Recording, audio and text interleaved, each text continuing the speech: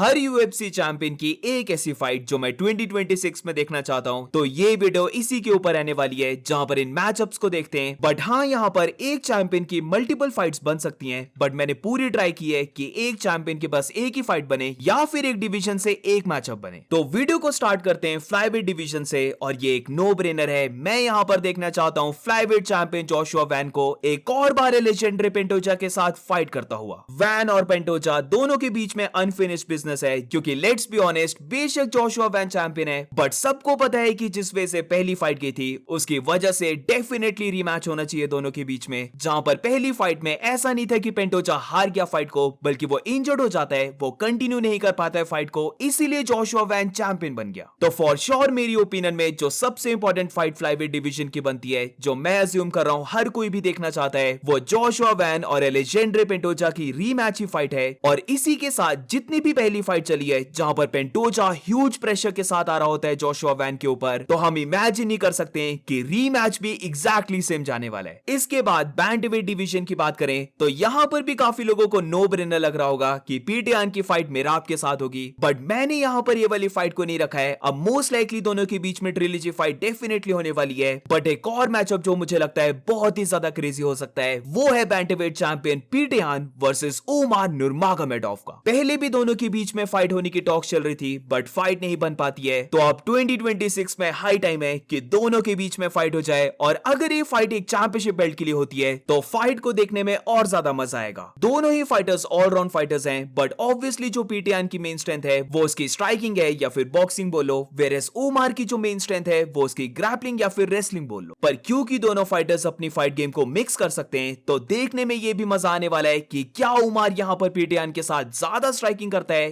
या फिर पीटे यान उमर के अगेंस्ट कोई स्नीकी टेकडाउन्स कर लेता है जैसे कि उसने मिराब के अगेंस्ट किए थे। इसके बाद मूविंग ऑन तो फेदरवेट डिवीजन में चलते हैं, और यहां पर मैं देखना चाहता हूं फेदरवेट चैंपियन अलेक्जेंडर वोल्कानोव्स्की की फाइट हो मोवजार इवलोव के साथ। कम ऑन गाइस, 2026 में तो मिलना चाहिए मोवजार को चांस। जहां पर अलेक्जेंडर खुद चाहता था कि वो मोवजार के साथ फाइट करे, वो लिरॉन मर्फी के साथ भी फाइट चाहता था, और यहां पर लेट्स सपोज कि हम डिजर्विंग की बात नहीं करते हैं, मैं बस यहां पर अगर अलेक्जेंडर की लेगेसी की भी बात करूं तो मेरी ओपिनियन में जो उसका रीमैच हो रहा है डिएगो लोपेस के साथ, वो उसकी लेगेसी के लिए इतना ज्यादा कुछ नहीं करता है, बल्कि अब अलेक्जेंडर ऐसे पॉइंट पे आ चुका है जहां पर उसे लेगेसी फाइट चाहिए। और मोवजार इवलोव या फिर लिरॉन मर्फी, ये दोनों ऐसे फाइटर्स हैं जो अभी चल रहे हैं अनडिफीटेड। लिरॉन मर्फी से ज्यादा मैं बोलूंगा मोवजार इवलोव का नाम ज्यादा लिया जाता है, क्योंकि वो भी अनडिफीटेड है, बट वो ग्राउंड में बहुत अच्छा है, वो एक प्रॉपर रेसलर है। तो 2026 में मैं पर्सनली देखना चाहता हूं कि अलेक्जेंडर की फाइट हो मोवजार इवलोव के साथ, जहां पर दोनों फाइटर्स के लिए ये फाइट एक लेगेसी फाइट होगी, क्योंकि एक side goat of featherweight fight कर रहा है और दूसरी साइड एक यंग अनडिफीटेड फाइटर फाइट कर रहा है। तो दोनों में से जो भी फाइटर विन करेगा ऑब्वियसली उसकी लेगेसी बहुत बड़ी बनेगी। एक और बात मैं पिन पॉइंट करना चाहता हूं कि अगर अलेक्जेंडर की मोवजार के साथ फाइट होती है तो काफी टाइम के बाद अलेक्जेंडर को एक ऐसी फाइट मिलेगी जहां पर उसे नॉकआउट होने का इतना ज्यादा डर नहीं है। तो यूजुअली जो हम देखते हैं कि मोवजार की फाइट इतनी एंटरटेनिंग नहीं जाती है, बट अलेक्जेंडर के अगेंस्ट हो सकता है कि ये फाइट बहुत ही ज्यादा इंटरेस्टिंग जाए, क्योंकि अलेक्जेंडर यहां पर फुल अटैकिंग मोड से आ सकता है, और मोवजार इवलोव भी एग्जैक्टली सेम करेगा। फिर फेदरवेट डिवीजन का बेस्ट मैचअप लगता है मुझे ये। वेयरएज मूविंग ऑन तो लाइट वेट डिवीजन में चलते हैं, और यहां पर मैं देखना चाहता हूं लाइट वेट चैंपियन इलिया टुपुरिया फाइट कर रहा है अरमान सरूकिन के against. Come on guys, I know कि काफी लोग पैडी पिमलेट को भी यहां पर पिक करेंगे,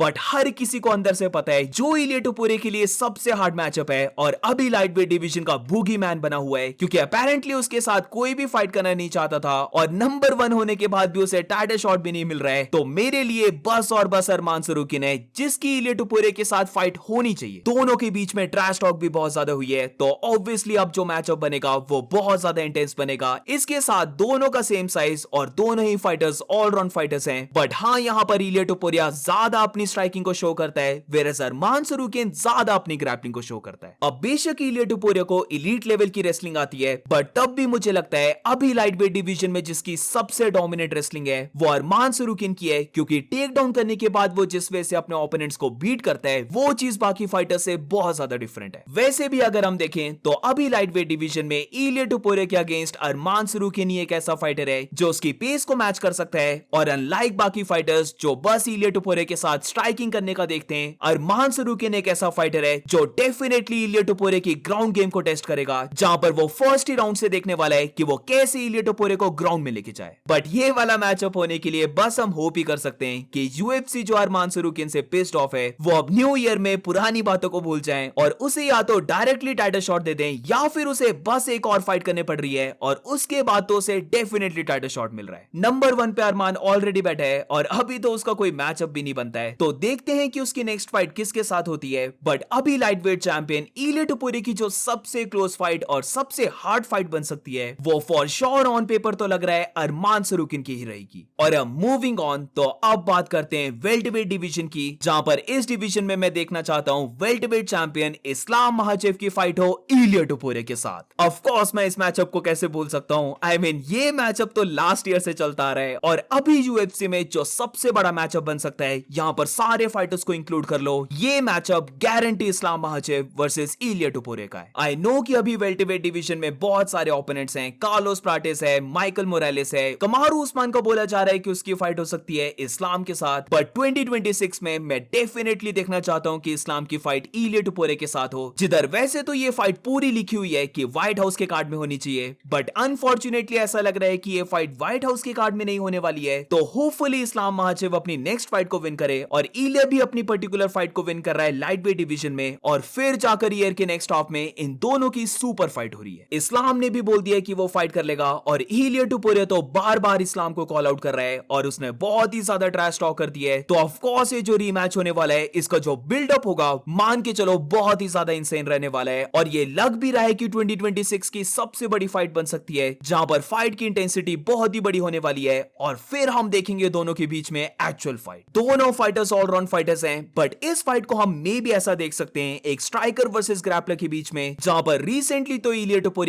बस स्ट्राइकिंग को दिखा रहा है, वेयरएज इस्लाम की बात करें तो वेल्टरवेट में उसकी अभी तक एक फाइट हुई है और यहां पर वो बहुत ही ज्यादा डोमिनेंट रेसलिंग को दिखाता है। तो लेट्स सी कि अगर दोनों के बीच में फाइट होती है तो क्या यहां पर इस्लाम सेम वे से इलिया टोपुरे को डोमिनेट करने वाला है या फिर इलिया टोपुरे फिर से कोई अपने पंच को फाइंड कर लेगा और इस्लाम महाचेव को नॉकआउट करने वाला है। लेगेसी वाइज भी अगर हम इस फाइट को देखते हैं तो ये फाइट एक्चुअली में बहुत बड़ी बन जाती है, जहां पर इस्लाम के वे से देखें तो वो एक 2 डिवीजन चैंपियन को बीट करने वाला है, जो माइंड यू क्योंकि इसकी बात बहुत कम करते हैं, इलिया टोपुरे भी अनडिफीटेड चल रहा है। तो अगर इस्लाम विन करता है तो वो 2 डिवीजन चैंपियन के साथ एक अनडिफीटेड फाइटर को भी बीट करने वाला है, और ऐसे अनडिफीटेड फाइटर को जिसको लेजेंड किलर बोला जा रहा है, क्योंकि बैक टू बैक वो 3 फाइट्स में लेजेंड्स को नॉकआउट करके आ रहा है। इलिया की भी साइड से देखें तो अगर वो इस्लाम को बीट कर देता है तो वो भी एक 2 डिवीजन चैंपियन इस्लाम को बीट करने वाला है, जो नॉट ओनली 2 डिवीजन चैंपियन है but also Islam light weight का गोट है एंड ओवरऑल भी जो गोट लिस्ट है उसे बहुत ही जल्दी क्लाइम कर रहा है। इसके साथ इस्लाम के लिए भी ये वाली बात जाती है कि रिसेंटली वो कोई फाइट को हारा ही नहीं है, लॉन्गेस्ट विन स्ट्रीक को वो ड्रॉ कर चुका है, और अगर वो अपनी नेक्स्ट फाइट को विन करता है तो वो the ultimate longest win streak वाला नंबर 1 फाइटर बन जाएगा, और अभी करंट फाइटर्स में से कोई भी उसके आसपास है ही नहीं। एक और बात, अगर ये मैचअप बन जाता है तो इलिया टोपुरे के पास ये चांस भी होगा कि वो यूएफसी का पहला ट्रिपल चैंपियन बन जाए, जहां पर फेदरवेट चैंपियन, लाइटवेट चैंपियन, और अगर वो वेल्टरवेट में इस्लाम को बीट कर देता है तो वो वेल्टरवेट चैंपियन भी बन जाएगा, यानी कि ट्रिपल चैंप, जो यूएफसी में अभी तक नहीं हुआ है। तो जैसे मैंने पहले कहा, अभी यूएफसी में ये सबसे बड़ी लेगेसी फाइट है, इसीलिए मैंने इसकी थोड़ी सी ज्यादा बात की है। Where is a moving on, तो अब बात करते हैं मिडिलवेट डिवीजन की, और ये एक ऐसी डिवीजन है जहां पर मेरे लिए कोई मैचअप बनाना बहुत ही ज्यादा मुश्किल है, क्योंकि मुझे लगता है मिडिलवेट चैंपियन हमजा चिमाएव एक ऐसा फाइटर है जिसे अभी हराना बहुत ही ज्यादा मुश्किल है। टॉप रैंक मिडिलवेट फाइटर्स जो भी हैं उनमें से कोई भी मैचअप मुझे इतना ज्यादा स्ट्रॉन्ग मैचअप नहीं लग रहा है टू बी ऑनेस्ट। तो इसीलिए थोड़ा सा सोचने के बाद मैं चाहता हूं कि मिडिलवेट चैंपियन हमजा चिमाएव की फाइट हो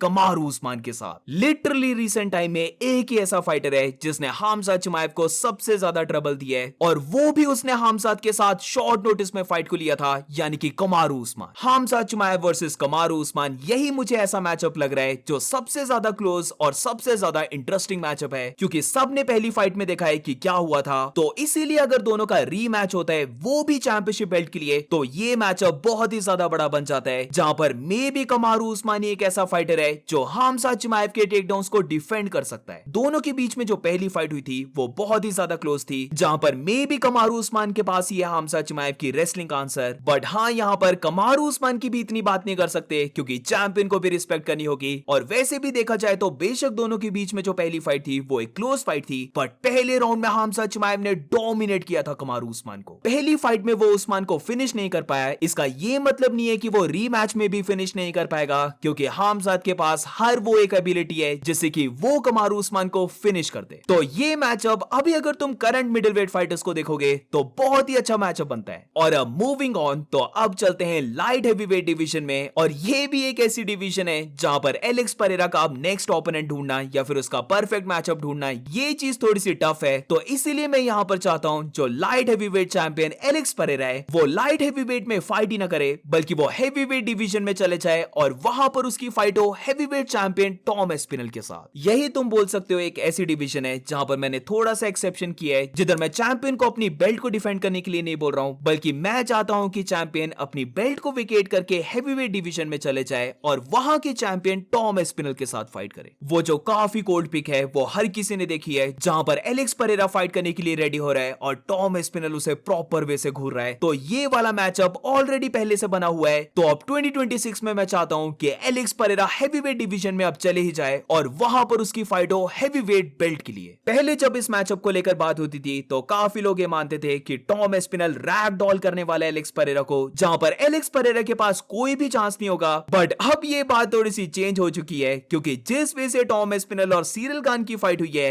there is a chance guys, जहां पर एलेक्स परेरा टॉम एस्पिनल को हार्ड टाइम दे रहा है डिस्टेंस में रहकर, एंड ऑफ कोर्स उसके पास वो लेफ्ट पंच तो है ही। एलेक्स के अगेंस्ट कोई भी फाइटर को ले आओ, अगर वो लेफ्ट हुक को क्लीन लैंड कर गया तो उसका ओपोनेंट नॉकआउट होने ही वाला है। बट ऑब्वियसली दूसरी साइड टॉम एस्पिनल भी है, और एस्पिनल ये चीज पहले भी बोल चुका है कि वो एलेक्स परेरा के against directly double leg takedown को शूट करने वाला है, जहां पर वो उसके साथ स्ट्राइकिंग करेगा ही नहीं। तो एलेक्स परेरा लाइट हेवीवेट से हेवीवेट डिवीजन में मूव हो रहा है और वो फाइट कर रहा है हेवीवेट चैंपियन टॉम एस्पिनल के साथ, जहां पर बोल सकते हैं मे बी ये फाइट एक स्ट्राइकर वर्सेस ग्रैपलर के बीच में हो। और इसलिए भी मैंने इस मैचअप को लिया है क्योंकि परेरा के पॉइंट ऑफ व्यू से देखें तो उसके लिए ये वाली फाइट एक बहुत ही बड़ी लेगेसी फाइट हो सकती है, क्योंकि just like Ilia Topuria, Alex Pereira के पास भी चांस होगा कि वो यूएफसी का पहला ट्रिपल चैंपियन बन जाए। मिडिलवेट डिवीजन का चैंपियन, जो अभी अगर हम सोचें तो कितना ज्यादा क्रेजी वेट कट करता था एलेक्स परेरा, पता नहीं कैसे उसने मिडिलवेट बना लिया। बट हाँ, मिडिलवेट चैंपियन, फिर उसके बाद करंट लाइट हैवीवेट चैंपियन, और अगर वो हैवीवेट में भी बेल्ट को विन कर गया तो हैवीवेट का भी चैंपियन, यानी कि first ever 3 division champion. Alex Pereira को इतना टाइम हुआ भी नहीं है यूएफसी में आए हुए, तो अगर वो ट्रिपल चैंपियन बन जाता है तो ये लिटरली सबसे ज्यादा क्रेजी बात होगी। अब तुम्हें लग रहा होगा कि लाइट हैवीवेट में तो फिर कोई फाइट ही नहीं हुई, बट ऐसा नहीं है। जो मैं बात कर रहा था कि एलेक्स परेरा अपनी बेल्ट को वेकेट कर देगा, तो इस वेकेंट बेल्ट के लिए जो मैंने मैचअप को रखा है वो है मैगोमेड अंकलाएव वर्सेस यिरी प्रोहास्का का। 2026 में हाई टाइम है कि इन दोनों की फाइट अब बन ही जाए, क्योंकि